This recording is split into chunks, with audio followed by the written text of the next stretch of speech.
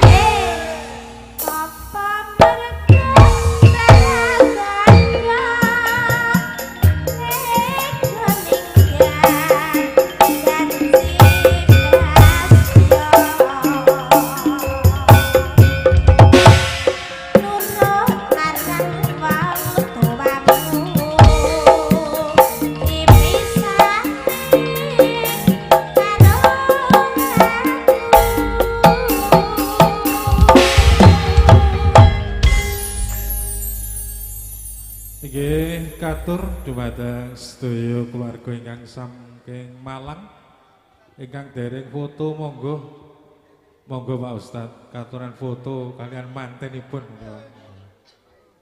Nah, monggo ingkang dereng monggo. Nggih. Sedaya mawon pun, sedaya mawon saking keluarga Malang foto.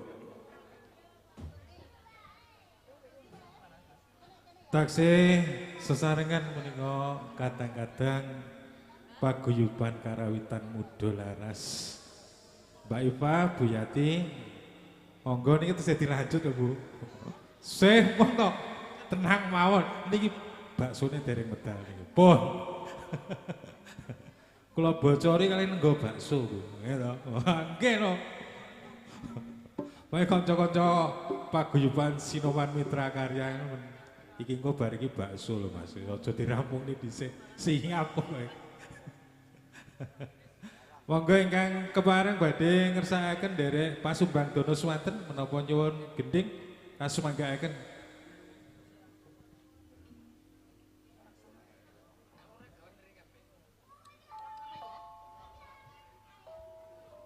Mangke purna keluarga Malang kasuwun sedaya keluarga Morang ugi foto sesarengan manten.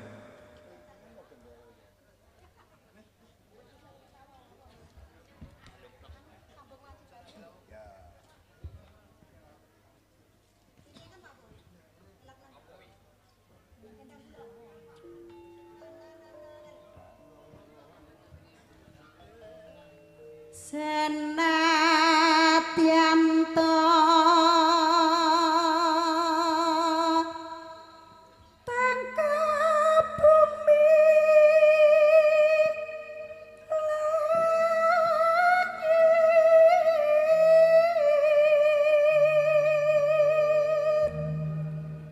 prasadyaku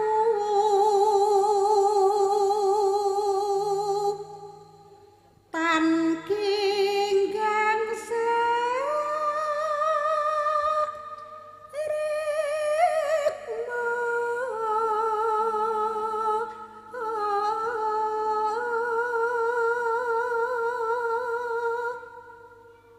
lan kang mas kang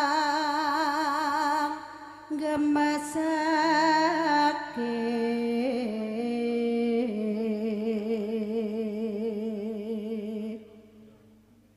yati pengen tembung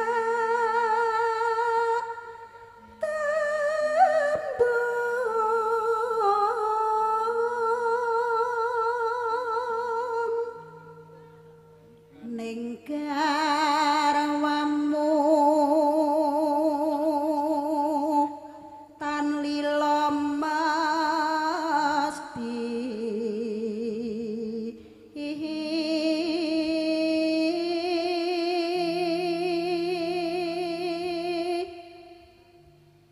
kandhak ing panggrahita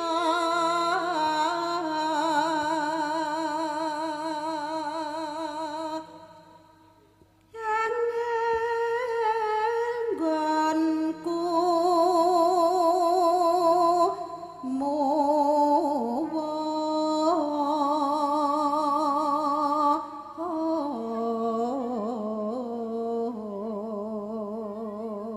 mowos yen rina banget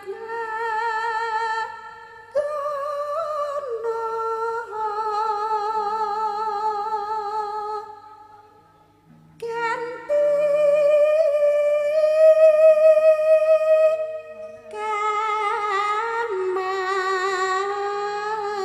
Mas sambung ing wanci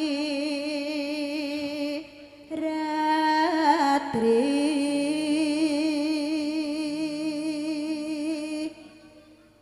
karya husada kang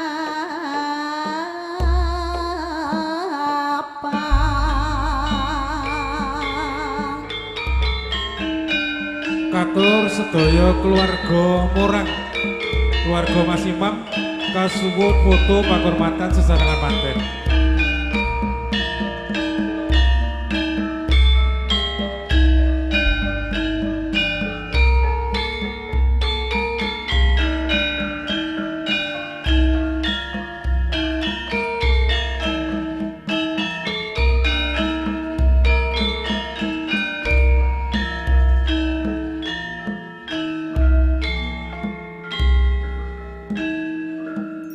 Katur Mbah Lurah Morang katuran foto penghormatan sesarengan manten. Monggo Mbah Lurah kalian Ibu kasuwun foto penghormatan. Semoga sing gedhe pangapuramu Kang Mas papujanku sejatong atiku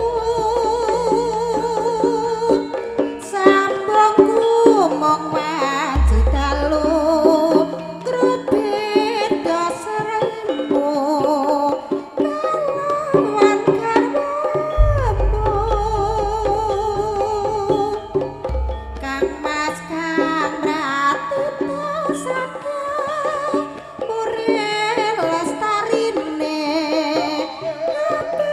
Pirantine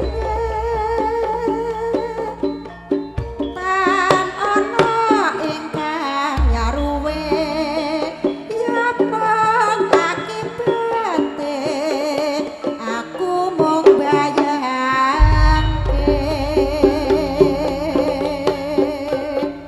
remuke atiku iki yen banjur kelingi bocah telu iki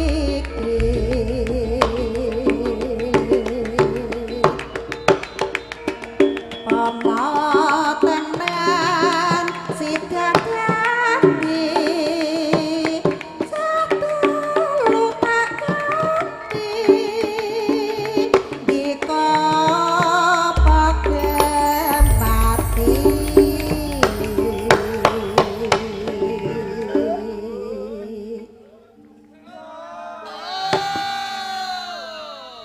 mendah boyo yen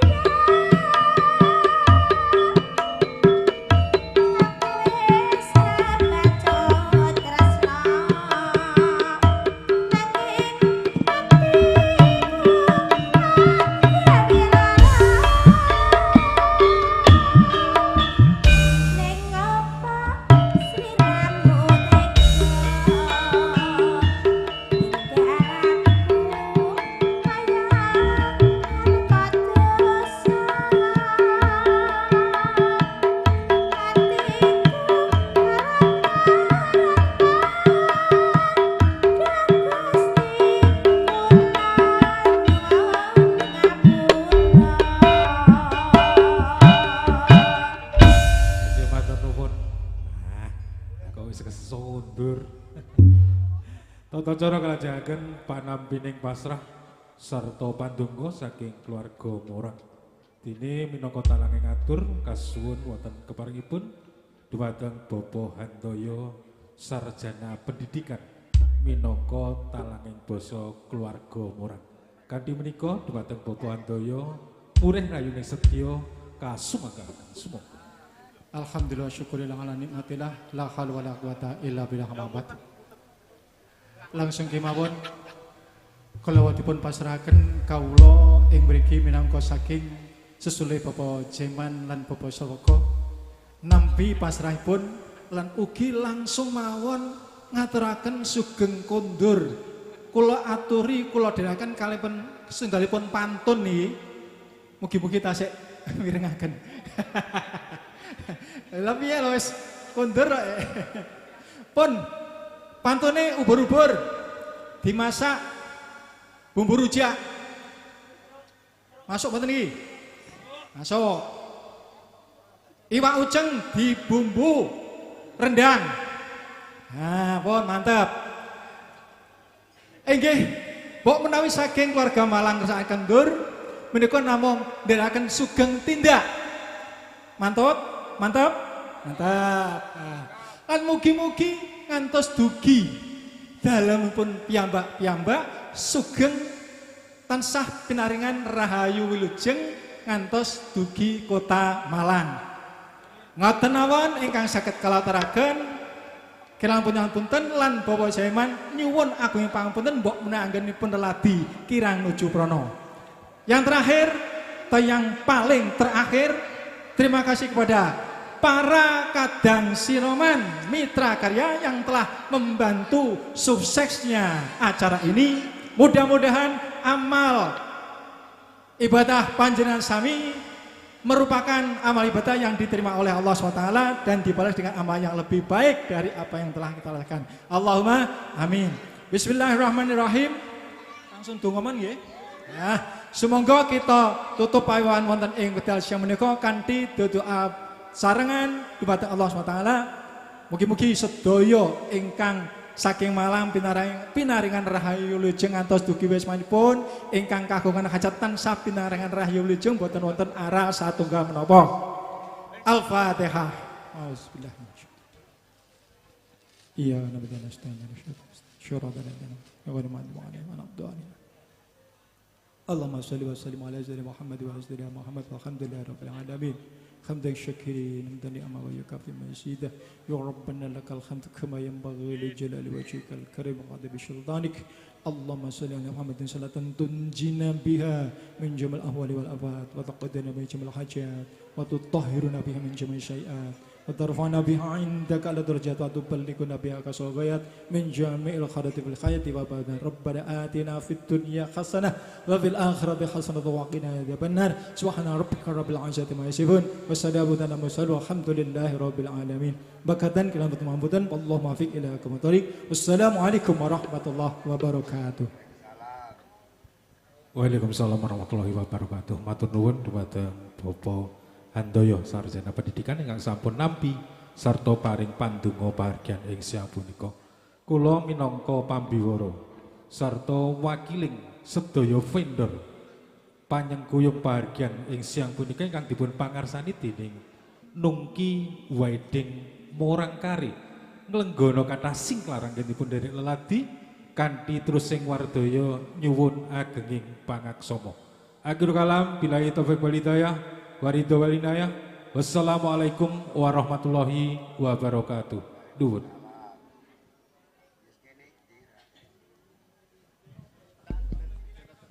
Cek cek. Cek 1 2. Denijih ngaturaken gunging panuwun tanpa pepindhan awit punapa kaludhangan siang punika adicara unduh mantu sampun paripurna kanthi lulus laharja kalih saking rubeda. Nggih mugi-mugi pikantuk donga dalam pangestu kula panjenengan sedaya anggenipun gadahi hajat panjenengan Bapak Jaiman sak kulawarga tansah manggih rahayu wilujeng kalih saking rubeda purwa madya ing kawasana. Amin ya rabbal alamin. Lan mugi-mugi kang putra kekalih anggenipun badhe mbangun kulawarga amengku bali wisma dados kulawarga ingkang sakinah mawaddah warahmah. Amin Allahumma amin. Mugi-mugi enggal-enggal pikantuk momongan golek kencana kang bisa tata jalma tegesipun kagungan putra putri. Nggih mugi-mugi dados putra putri ingkang saleh lan salehah migunani tumrapipun bangsa negari lan agami bekti marang tiyang sepah kekalih lumeber dumateng para sanak tanggi tepalih umumipun. Ngaturaken gunging manuwun ingkang tanpa pepindhan awit punapa kaludhangan siang punika panjenenganipun Bapak Jaiman sak kulawarga kersa nimbali kawula sak prikanca saking paguyuban karawitan muda laras ingkang dipun ngarasaning dening pantonden kula panjenenganipun Bapak Darmo Tukiran. Mapan lenggah wonten ing Morang RT 7 RW 3 Kecamatan Kare menika kalebet wewengkon Kadipaten Madiun.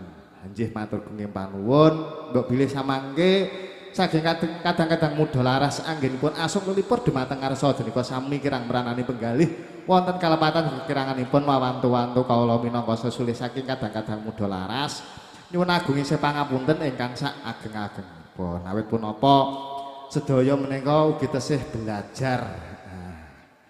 Permila nggih tesih kathah kekirangan ugi kathah kelepatan.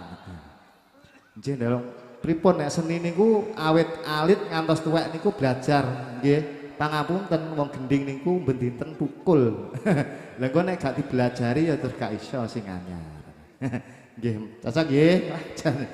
Nggih, ugi dipun sengkuyung menika Widyawati cacahipun wonten kalih. Wah, singgi waranggana sing wis kondang kaloka sak indeng Nuswantara. Neng kono ya iki, neng kene ya iki. Nggih. Dalem janjih napa ya.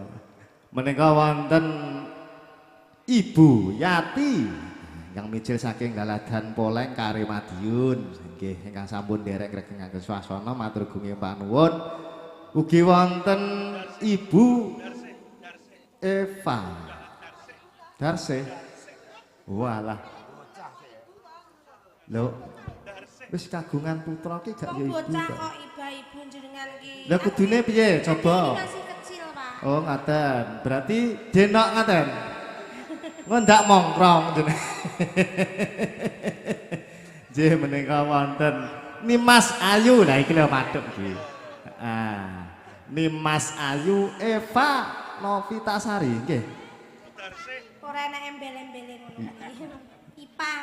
Aku ki kok ora tau bener to nek musuh Eva kira Mas aku. Jenengan ki nek ning kene kok bener namane gitu mawon. Kula Nggih. Ipa, Pak. Nggih.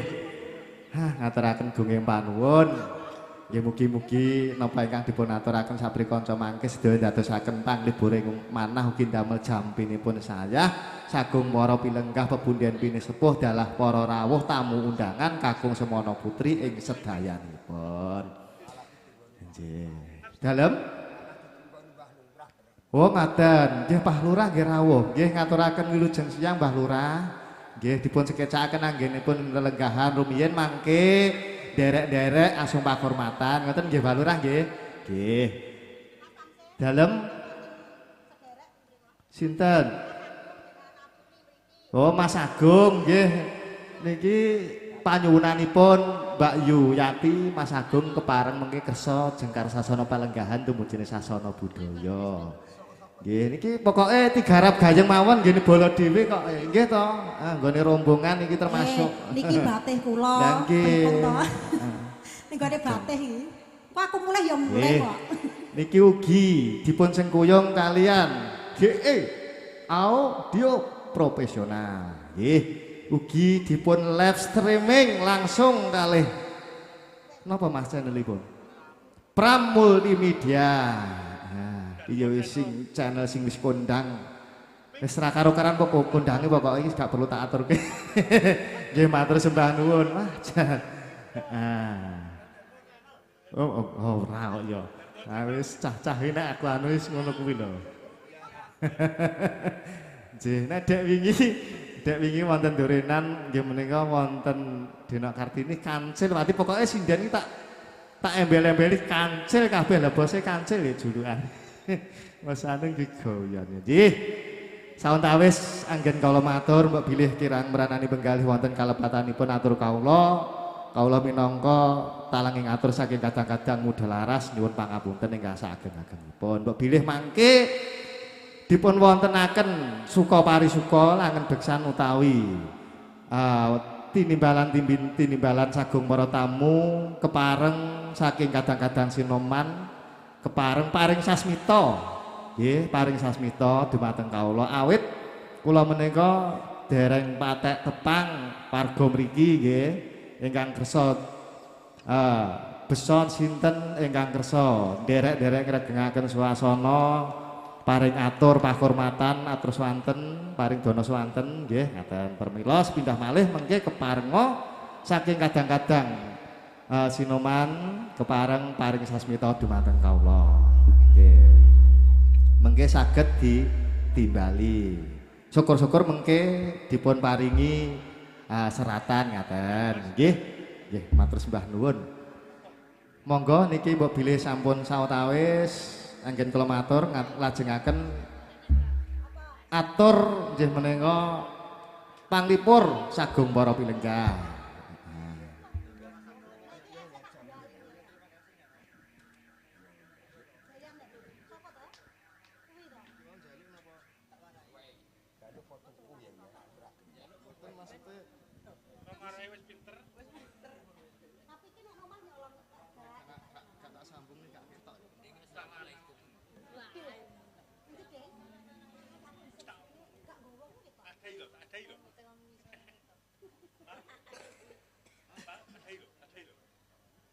Dene nggih ngaturaken gunging panuwun menika sampun wonten nawala ingkang tumiba wonten ing kawula badhe kawula waos. Assalamualaikum warahmatullahi wabarakatuh. Waalaikumsalam warahmatullahi wabarakatuh. Saking Kro Sinoman Mitra Karya nyuwun gending ingkang sepindah jam menika wengis khusus kagem ki aku ora genah to tulisan iki. Kagem sinten iki? Kita dhewe lho, Kang. Lho.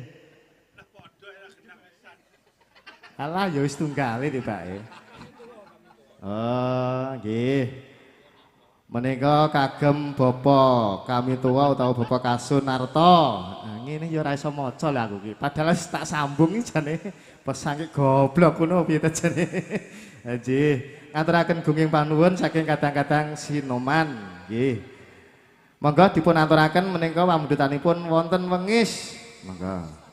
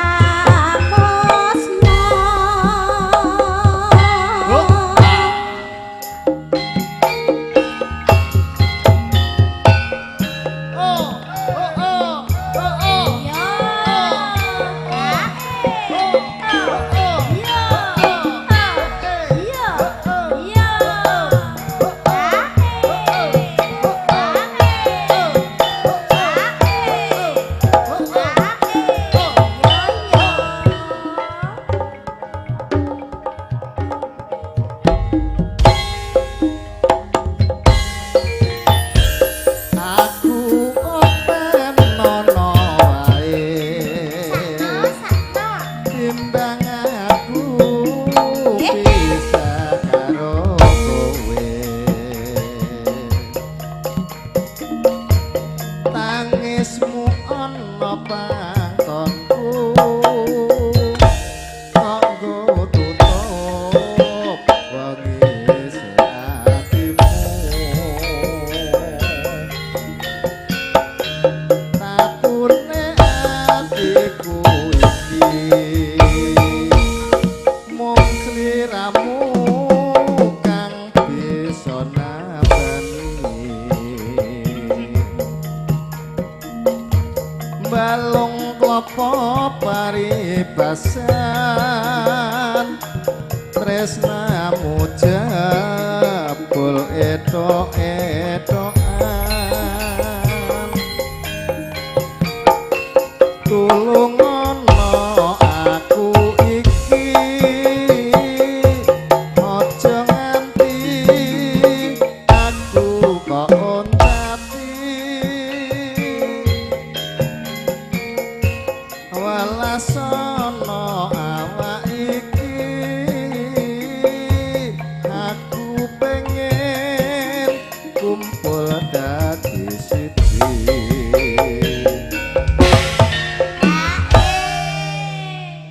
kok wengis temen atimu tanpa dosa ninggalake aku halekno taline tresno aja nganti budar ilang muspra